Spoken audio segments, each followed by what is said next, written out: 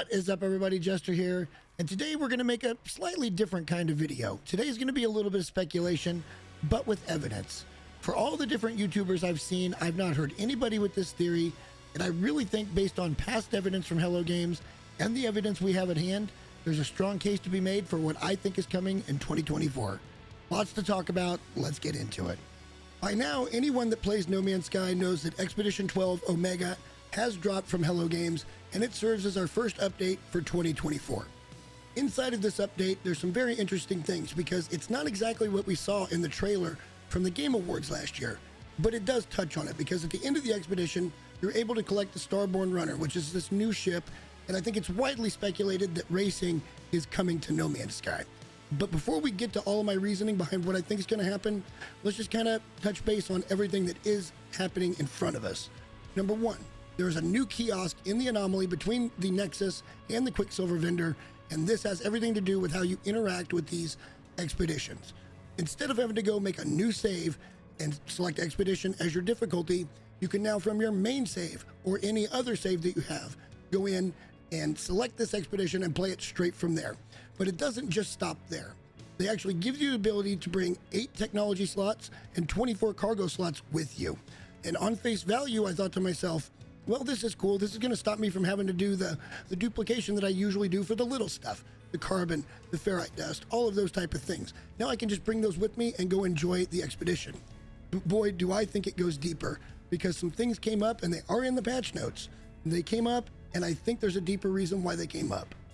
In my last video, and I'll put a card for that in the top right corner, I was kind of breaking down what I thought was the most effective things to bring for this expedition. And for all the cargo stuff, I stand behind it. But the technologies ended up taking kind of a left turn out of nowhere because of some other things I found out once I was in the expedition. I wanted to bring like 3 multi-tool upgrades, 3 starship upgrades, and a couple of exosuit upgrades. But as it turns out, for a certain amount of nanites, for me it was 6,000, you can actually clone your main ship and your multi-tool fully upgraded and bring it with you on these expeditions. So you don't need to bring any of those upgrades whatsoever. But having what I had at the time, I thought, well, let's see if we can get those nanites now. So let's go duplicate some of these technologies so I can afford to grab my ship, grab my multi-tool. But as it turns out, you can no longer put technologies in a refiner.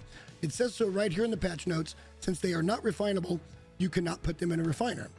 And I thought, well, this is a weird thing to kind of attack. What are they doing, trying to fight duplication? And if they are, why in the world aren't they doing it for everything? Because you can still duplicate any of your cargo stuff. So why only fight this battle halfway? And then the kind of bells and whistles went off in my head. In order to try to predict the future, I think it's important to look at the past and kind of draw from what we know from Hello Games.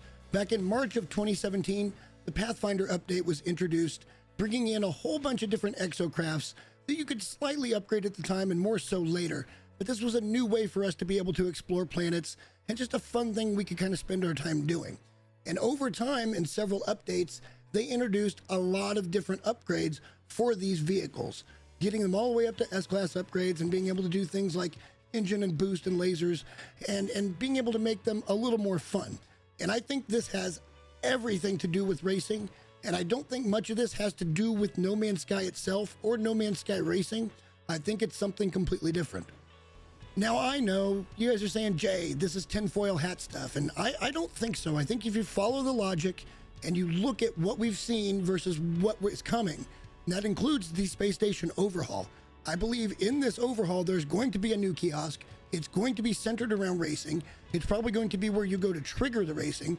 And there's going to be a vendor that's going to sell things like engine upgrades, boost upgrades, suspension, brakes, whatever it might be. You're going to be able to upgrade these racing ships to max levels, and you're going to get the different upgrades just like you do with everything else, and there's going to be RNG involved. And I think from them taking away the refiner thing, it's going to make it a little more level of a playing field. Now, there's still plenty of ways around that. I'm not going to show you guys any of those because there's plenty of channels that do that. I just think that they're trying to limit and level it so that you can get into a race and actually enjoy it. You don't have that one guy that's got this super overpowered ship and you just can't be beat. So they're making it a little harder to get mass numbers of upgrades. Again, there's ways around that, but I digress.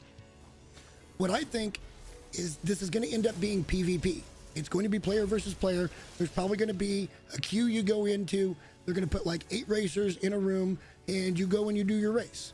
And I don't think this has anything to do with No Man's Sky whatsoever. I think this is actually a test for things they're planning on implementing with Light No Fire. And why wouldn't you? You've got a perfect platform here to test some of these things that you've never tried before and test them in an environment with an established player base.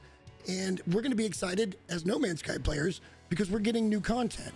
But this is going to give them tons of information going forward for how to do global leaderboards, global events in Light No Fire, which basically I think is absolutely going to happen with that game.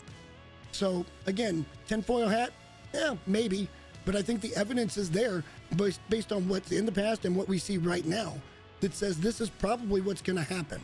So this is why they're kind of drip feeding the content. They put in the Starborn Runner this time. Next time it might be the space station upgrade. Who knows? They could do one other in between, and maybe third quarter we get that overhaul to the space stations, and then we finally get to go racing. But again, I think this is an attempt to learn something new that they don't know and to be able to implement it later in their next game. And I can't blame them for that. You guys let me know in the comments what you think, but I really think this is what's coming in 2024, and I've not heard anybody even touch on this. Everybody's just super psyched about getting racing, and that's great. But sometimes there's a bigger purpose, and I think this is the bigger purpose. Hopefully you guys enjoy this kind of stuff. If you do, like the video, subscribe to the channel, because I'm going to keep following this. Let me know down in the comments if you think I'm right. Let me know if the evidence points this way, or let me know if I'm an idiot. Either way, I love reading the comments, and I love you guys. Till next time, we'll see you soon. Bye.